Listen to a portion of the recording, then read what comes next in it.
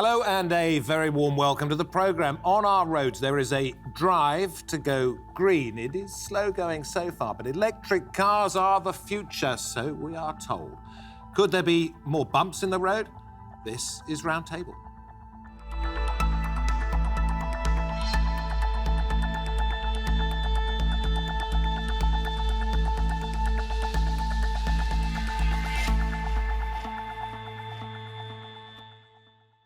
Good to have your company. I'm David Foster. The UK wants all new cars to be electric by 2040, and an EU-wide crackdown on emissions is helping to push the switch away from fossil fuels. But the big car-making economies could suffer big job losses as a result, and the transition to an electric future is unlikely to be straightforward.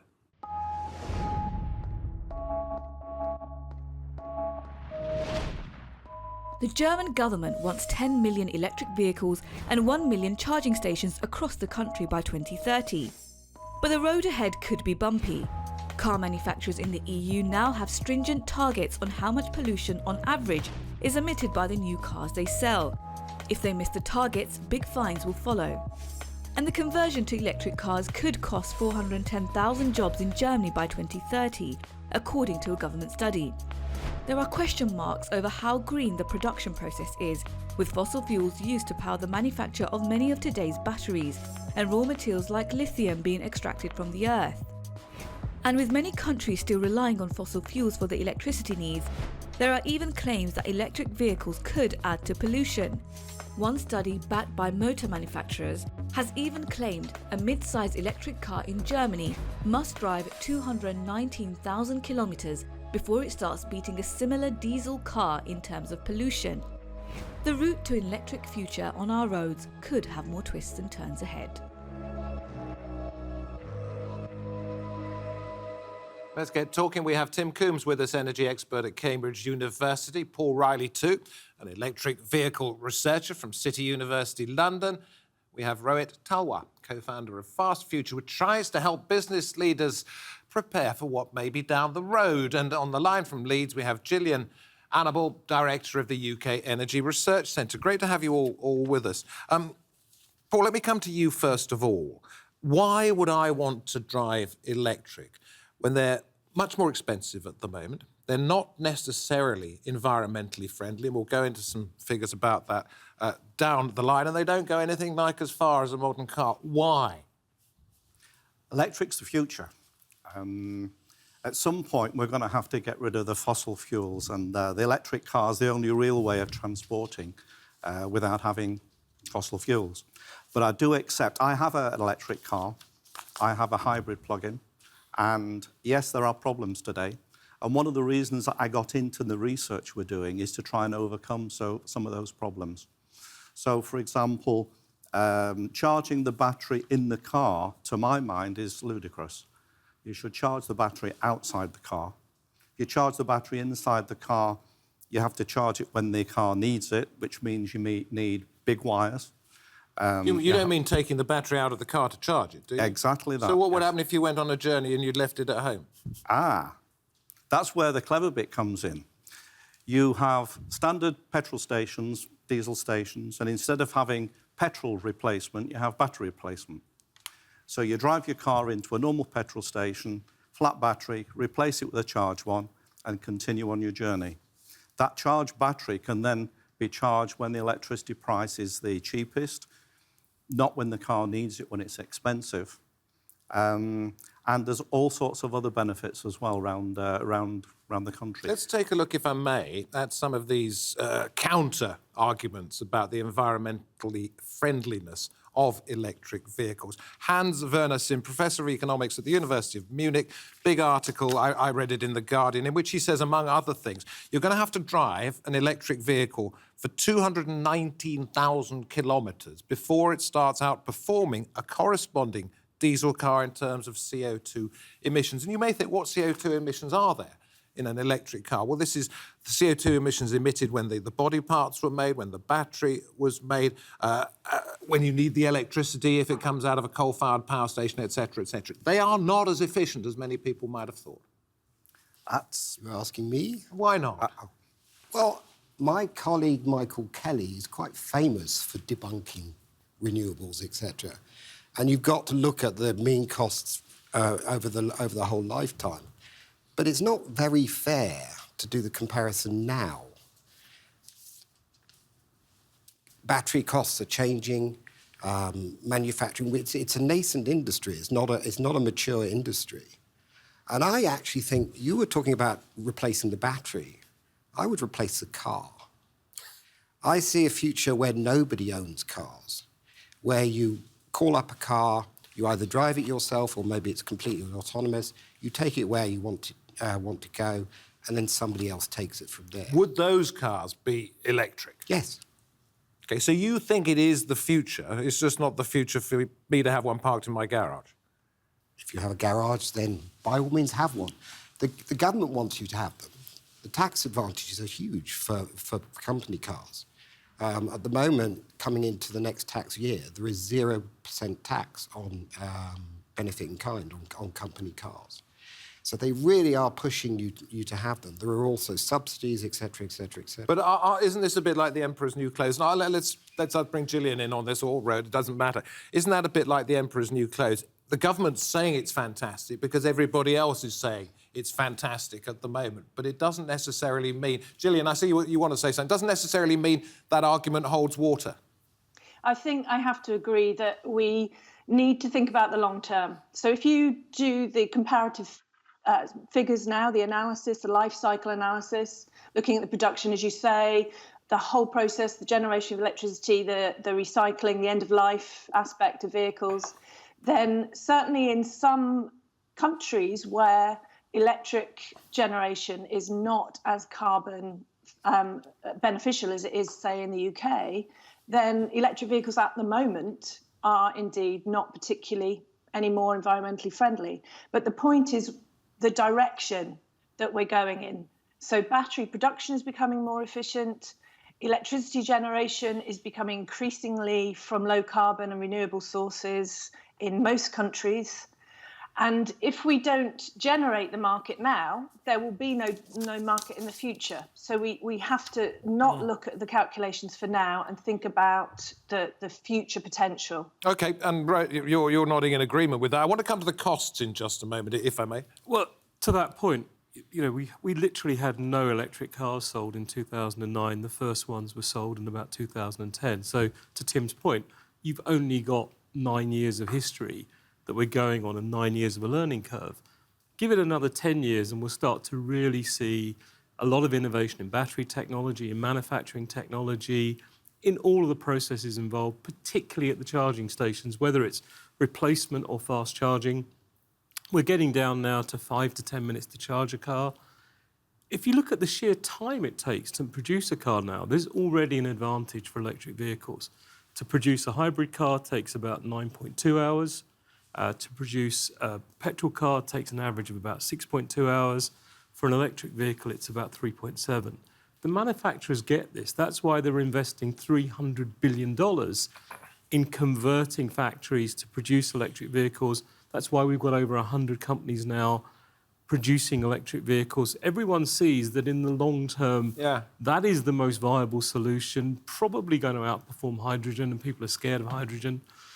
But sometime down the road, and these targets that have been set by the European Union the UK, are considered by many to be perhaps slightly unrealistic, because it's thought, I read this anyway, that some companies will not be able to meet the targets, and therefore they will be fined. But it might therefore be better for them, because they won't be selling enough electric vehicles, to discount their electric vehicles, sell those in greater volume, and therefore be able more to meet the targets, which brings us to the costs. Are we going to see a fire sale with these electric cars chopped in price because that helps them meet their targets? I think the direction we're going at the moment is wrong. If we change the direction slightly, we can meet all of the end-user requirements, I believe. Rapid replacement battery, the vehicle owner doesn't own the battery. The battery's owned by BP, Shell, or... A bit like my Calagas at home. It comes in one of those things and I go and get it filled up. Exactly. Yeah. So the vehicle cost now is reduced. The cost of charging the battery is reduced because you can buy the electricity when it's lower. So you end up with a win-win. You don't need to change the behaviour of the car driver because they go into a petrol station, as they do now, and instead of buying petrol, they buy a battery, 100 miles of battery or whatever. That, I believe, is the way forward. Yeah, Jillian, do you want to say something? Yeah, if I could come in on that. I mean, I can see the logic behind that, but in a world where the range of batteries is improving all the time, and also considering that there are some supply constraints on some of the materials involved in producing batteries, in a world where we have a battery swapping system, we will need that many more batteries, which will have its own environmental impact. Oh. And I'm not entirely convinced that the other thing that we would need for that to happen is quite a lot more standardization in the way in which cars are designed and regulatory systems to force the car manufacturers to do that, put the batteries in standard places in the cars. And there's going to be a lot of resistance. Well, there has been quite a lot of resistance against that prospect. So it could going down that route could really danger the innovation and the progress that we need to make very quickly. OK, I have a question, but I want you guys to come in because I know you're all dying to say something. Think about this one if you're not answering the next point. What, in terms of alternatives, might there be? Is there any other choice? And Paul, I know you want to say something anyway. Might there be to what? To electric vehicles. Oh, heavens. I mean, you've got, different form of electric vehicles. You've got fuel cell vehicles. They're still being developed. I mean, Nottingham University are very famous for having a fuel cell-driven train. Over and above that, you have to fuel it somehow. And fossil fuels are an extremely good way of doing it. You could have hydrogen. You could have either liquid or gaseous hydrogen.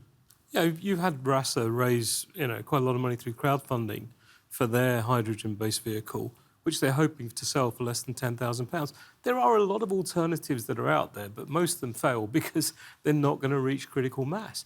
But I think excuse me for my ignorance here, is a hydrogen vehicle where you separate the hydrogen particles and the oxygen particles that are available in water? Yes, typically. But these guys are going to be far more expert on the science than I would. Well, enlighten me. Heavens, you want me to tell you the science? Just very quickly, in layman's terms. Well, you can either burn You make power out of water? Yes. Thank you. Well, you make water out of power, actually. And then it becomes steam. You still have to generate the electricity in the first place. So you generate electricity, you then produce the hydrogen, then you use the hydrogen in the car, fuel cells, as you mentioned. But that, what they call the well-to-wheel efficiency, is very low of hydrogen. Batteries are much better. Tim, apologies. I think I called you Paul, and that's why you look perhaps slightly mystified. My fault there. But there was another point you wanted to make. When Jillian was talking, you seemed like you wanted to... Oh, the standardisation. Yeah. There is absolutely no hope whatsoever of standardisation of battery systems so that they can be plug-in, like you say. I do apologise. I mean, you've just got to look at mundane things like screw heads and screw threads. Every single thing that we invent, we reinvent in one other way, or driving on the left or driving on the right. There is no hope of that, I'm sorry. So we are either stuck with limited range cars, but the ranges are getting better all the time. I mean, they are actually adequate for most people's use. Yeah. Or we need a paradigm shift, and we do what people like Google and Uber are trying to do, and have self-driving cars.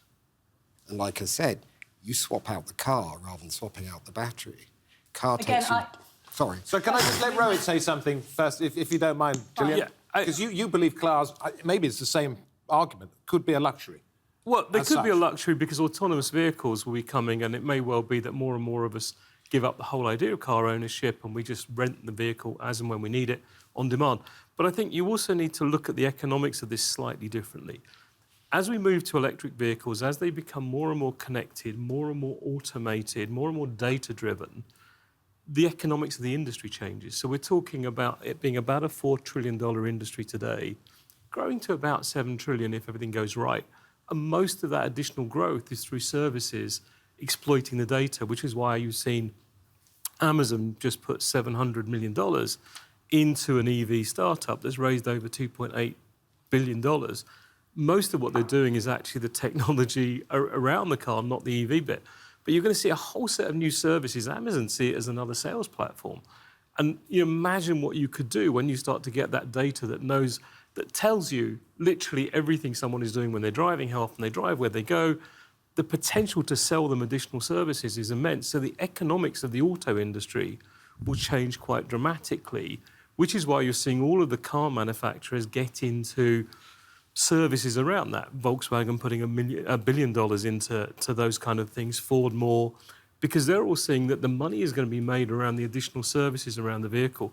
So just focusing on the narrow economics of will an EV pay for itself at the sales price, is looking at it wrongly. You're now seeing people like Canoe coming to market as well, saying, you're never going to buy the car from us. You're just going to pay a monthly subscription and we'll give you a vehicle. OK, Jillian, you were nodding in agreement with that, but by all means, but you wanted to make a point before that, so give us your thoughts on that first. Well, OK, so the point I was going to make was about autonomous vehicles, that to the extent that they are going to come to us, and that the way in which people own cars, i.e. they don't own them, but they tend to access them more, I think that will happen, but I think it's going to be very, very slow, both the technology and the societal shift towards non-ownership. By the time those things come into play, I think electrification will be there. So I don't think we need to talk about those things being the impetus for electrification. What I was going to add to the sort of whole question about the value chain and profits and the sort of business models, if you like, of the motor manufacturer companies is the other service is the fact that battery electric vehicles will be an important part of the electricity system. They are going to be increasingly used to balance the grid, i.e. to store electricity when there's spare electricity. And there's going to be all kinds of services that also build up around that for consumers, and the value chains are going to be spread through a whole other set of actors and stakeholders in this whole car and electricity system. Who wants to comment on the job situation, those people who work in the automotive industry at the moment? Because the supply chain, the people who do the screws, the people who do spark plugs won't be needed in this, et cetera, et cetera, et cetera. Those jobs are going to disappear. Are we going to see a complete contraction of the car industry as such? Who wants to pick that one up? I could start with a bit of data. Then, so what we know now is that both Daimler and Daimler and Audi have announced 20,000 job cuts each due to their move to electric vehicles. There's this estimate of 400,000 jobs going in the German auto industry. Yes, jobs are going to go because it's a less manually intensive, more automated process to create these vehicles. There's less components. You take it to the dealership level, dealers are going to lose about $1,300 on average in the servicing of vehicles, which means less jobs. So inevitably, unless there's a miracle and we kind of have a massive increase in total car ownership, we will see less jobs in the industry, but they might move to additional services. They might move to other, all the other green technology industries that are coming through. So I think that's a less of a worry for me than actually things like autonomous vehicles, which in the US, a conservative estimate is it's going to take 5 million jobs out in driving alone. OK, Paul, you want to say something? I think that's true if you look at the UK, but if we look globally, you've got the growing markets in India, in China, in Africa.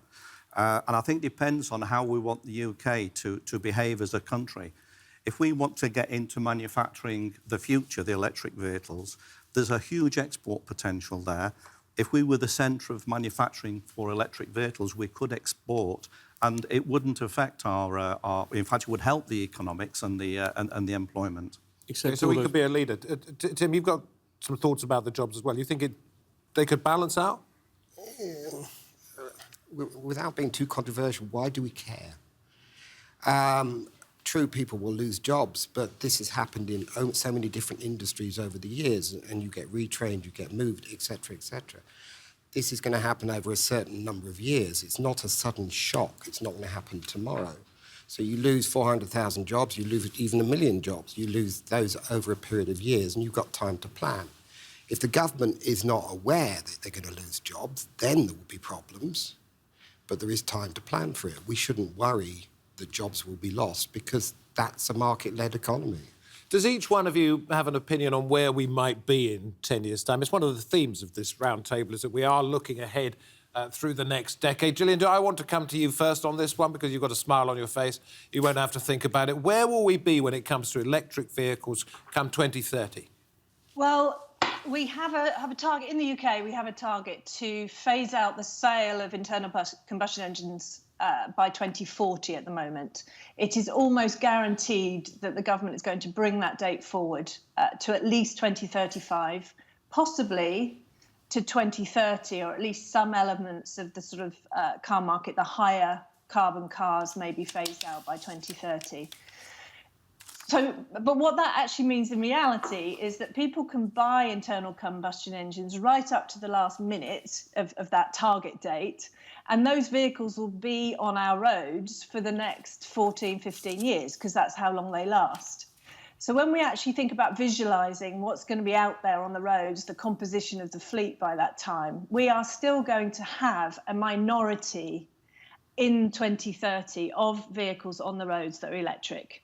This is a long transition, which is very worrying when you put that against the carbon targets that we need to reach, especially the fact that we need to speed up in the next 10 years and do most of our decarbonisation in the next 10 years. That means that the transport sector is a very worrying prospect in the whole effort to decarbonise. OK, I'm going around the table on this one. I will come to both of you in just a moment, but Rohit, yeah? Yeah, just picking up on that point, I mean, the first thing is, will we decide to give up on the decarbonisation targets because we're not making progress, and just accept that we live with the consequences and, you know, repair what we can?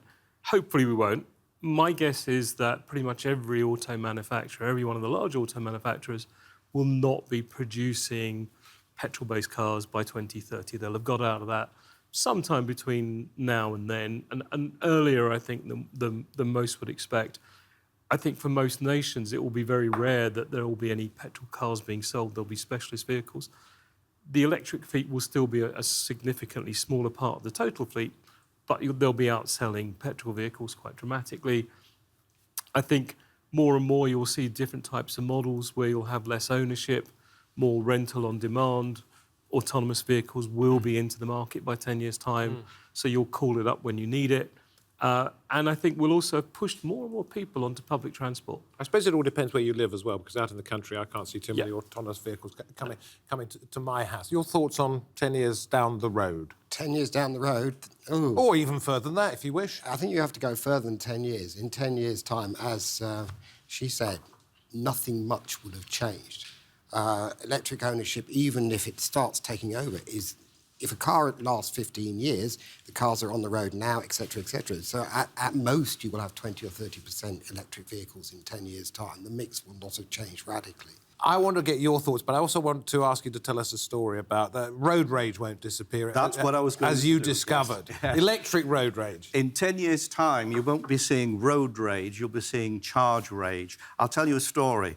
I went to a meeting at a hotel, and I overstayed my charging slot by 30 minutes. When I came back to the car, there was this very nasty note on you, effing unsociable person, because I'd overstayed my charge. And I think in 10 years, we will get a lot of people that are frustrated by charging, and perhaps charge rage will be the headline. But it's not going to put you off having such vehicles, even if... Do you think in 10 years' time you will own one, or... I'm hoping that I'll be able to get my wife an electric car, because at the moment she drives short distances, so it works. I wouldn't recommend at this point people that drive long distances to get electric, because we don't have the infrastructure. But there's no going back. There's no reversing. There's no going back. No reversing. We have to make it work, and part of my work is to make the problems that we have work. And I certainly disagree with some of the panellists on some of the items that have been made, and that research is totally confusing. Because the one I quoted. The one you quoted. Which says they give out more CO2 than diesel. It's ridiculous. What it says is, whatever product you make today, whether it's a mobile phone, et cetera, takes CO2, because the electricity we generate is from fossil fuel mostly. If you look into the future, which is what you were saying before, and I completely agree with, If we say the electricity is completely renewable, then there's no argument. Electric cars are much less carbon emissions than the other cars. You then get to the stage where if you build a fossil fuel car, it's still going to take fossil fuels to drive it, whereas the electric won't. OK. Listen, thank you. Thank you all very, very much indeed. Come back in 2030. That's if we're still here. Interestingly, I don't know whether you know this, but I'll throw it out there just as we end the programme. The very first electric vehicle? 19th century, yes, 18... And it was a taxi cab.